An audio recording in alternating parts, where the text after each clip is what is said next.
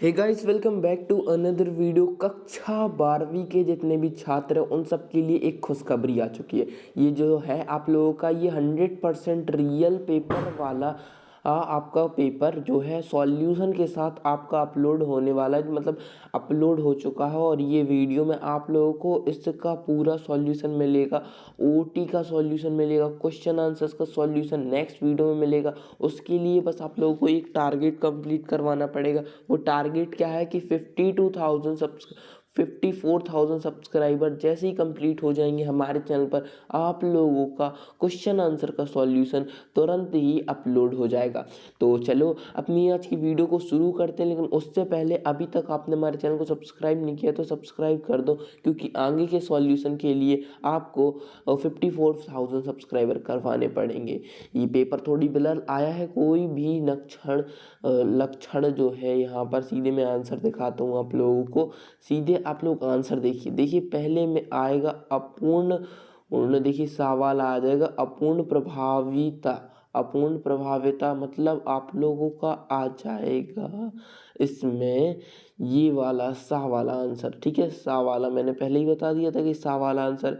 And दूसरे में क्या हो जाएगा फिर अंडाशय से। ठीक है, तो आप लोगों का आंसर क्या आ जाएगा यहाँ पर, ये हो जाएगा फिर से साफ। ठीक है, फिर तीसरे वाले का आंसर हम देख लेते हैं। थर्ड ऑब्जेक्टिव का आंसर क्या है? थर्ड ऑब्जेक्टिव का आंसर है और वो है अंडे का निषेचन। ठीक है, अंडे का निषेचन जो है आप लोगों का थर्ड वाले ऑब्जेक्टिव का आंसर हो जाएगा। देखिए ये रहा आप लोगों के थर्ड वाले ऑब्जेक्टिव का आंसर। एंड फोर्थ वाला एंड फिफ्थ एंड सिक्स्थ जो है थोड़ी से ब्लर है ये तीन, लेकिन फिर भी आप लोगों को आंसर देखने को मिल जाएगा। एंड फोर्थ और फिफ्थ का तो आंसर ये रहे। एंड फोर्थ का हो जाएगा आ, फिफ्थ का हो जाएगा सा, मतलब फोर्थ में विसरण और आप लोगों का फिफ्थ में आ जाएगा सा वाला। ठीक है, एंड लास्ट वाला का आंसर हाँ, तो ये हो जाएगा। और फोर्थ वाला शायद मेरे हिसाब से जो है एक आंसर इसमें कट है, तो उसका आंसर हमें नहीं मिला है, इसलिए से 5 ही के आंसर मिले हैं। बाकी ये जो है हम अब आ जाते हैं अपने रिक्त स्थान की पूर्ति करनी है, 6 नंबर के रिक्त स्थान की पूर्ति करनी है। तो अनुभावी कट के कटु के लिए तो इसका आंसर क्या आ जाएगा 52 कुट। ठीक है, 52 कुट आंसर आ जाएगा। फिर है आप लोगों को सहसम्मत समूह की संख्या उस कोशिका के लिए, तो आप लोगों का हो जाएगा प्लस कोशिका हो जाएगा आपका आंसर रिक्त स्थान के दूसरे वाले में। एंड फिर है आप लोगों का थर्ड वाला आंसर अनुलेखन में भाग लेने वाला एंजाइम। अनुलेखन में भाग लेने वाला एंजाइम आरएनए है, मतलब में आप लोगों का आरएनए हो जाएगा पीला मेज एंजाइम। ठीक है, एंड फोर्थ वाले हो जाएंगे आप लोगों का मनुष्य का आप लोगों का हो जाएगा फोर्थ वाले का आप लोग सीधे आंसर देख लीजिए, ये रहा पी। एंड फिफ्थ वाले का आंसर आप लोगों का ये क्या है जीवाश्म संयंत्र, तो इसमें हो जाएगा अवसादी चहने। ठीक है, तो ये आप लोगों के मतलब टोटल कितने हो गए आप लोगों के, ये टोटल 5 आंसर करवा दिए। छठवा वाला अभी नहीं मिला है क्योंकि वो थोड़ी सी ब्लर कंडीशन में था ना।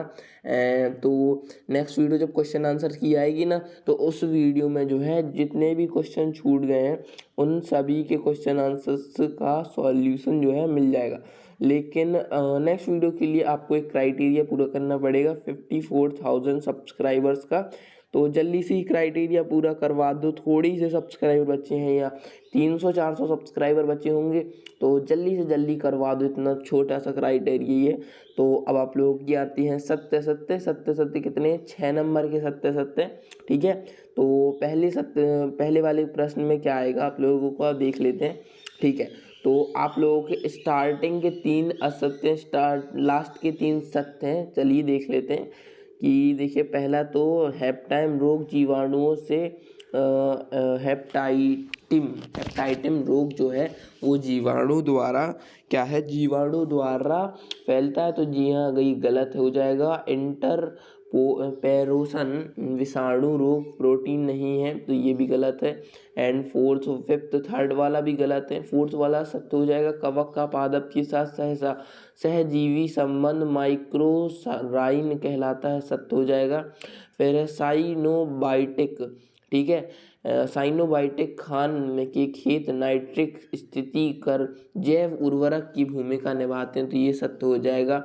PB2322 एक क्लोनिक वाहक है, तो जी हाँ ये सत्य हो जाएगा।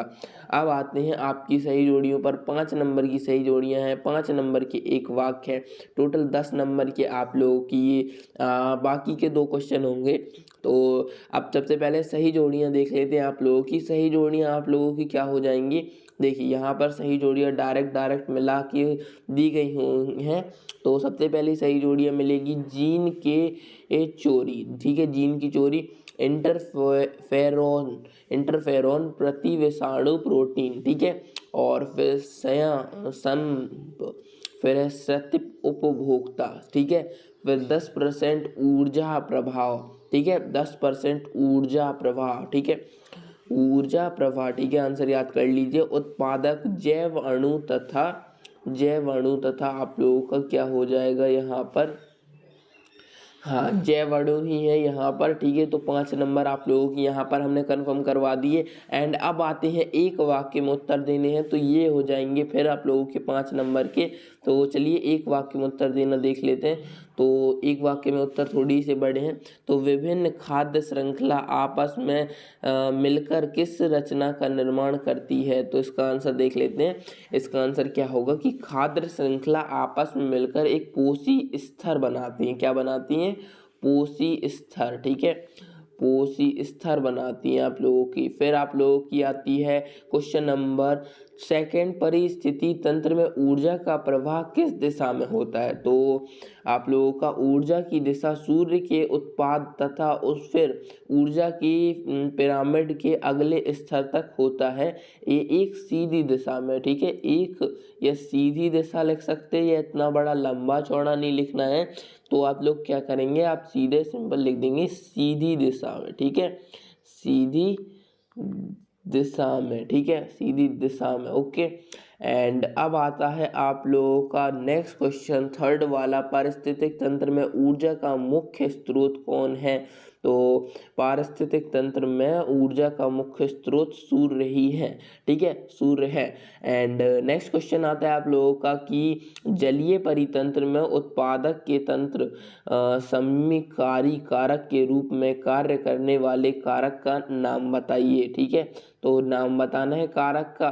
तो अब हो जाएगा इसका कि एक जलीय परितंत्र में उत्पाद का सीमा कारक नाइट्रोजन व लोहा है, ठीक है। एंड फिर आता है आप लोगों का नेक्स्ट क्वेश्चन कि जैव भार का उल्टा परिभिन्न कौन किस परितंत्र का में पाया जाता है। तो इसका आंसर कर लेंगे आप लोग, लगा लेंगे मरुस्थल में पाया जाता है। अब 6वां वाला क्वेश्चन आप लोगों से पूछा गया है, बहुभूर्ण किसे कहते हैं, इसकी परिभाषा दीजिए कि बीज के एक से अधिक भागों के में उत्पन्न होने वाले को बहुभूर्ण कहते हैं। और पुष्प के नर और मादा जनन के केवल नाम लिखिए। तो ये हो जाएगा पुष्प में पुंकेसर और मादा में स्त्री केसर, ठीक है। तो आप लोगों की यहीं तक सॉल्यूशन आप लोगों को मिलेगा। आगे के सॉल्यूशन के लिए आप लोगों को क्या करना पड़ेगा, जो मैंने क्राइटेरिया बताया 54,000 सब्सक्राइबर का, तो वो क्राइटेरिया जल्दी से कंप्लीट करवा दिया। अभी आप लोगों के पास टाइम बहुत है, तो आप लोग जल्दी से करवा देंगे, तो आप लोगों के लिए जल्दी से नेक्स्ट पार्ट भी अपलोड हो जाएगा। चलिए मैं मिलता हूँ आप लोगों से पार्ट 2 में।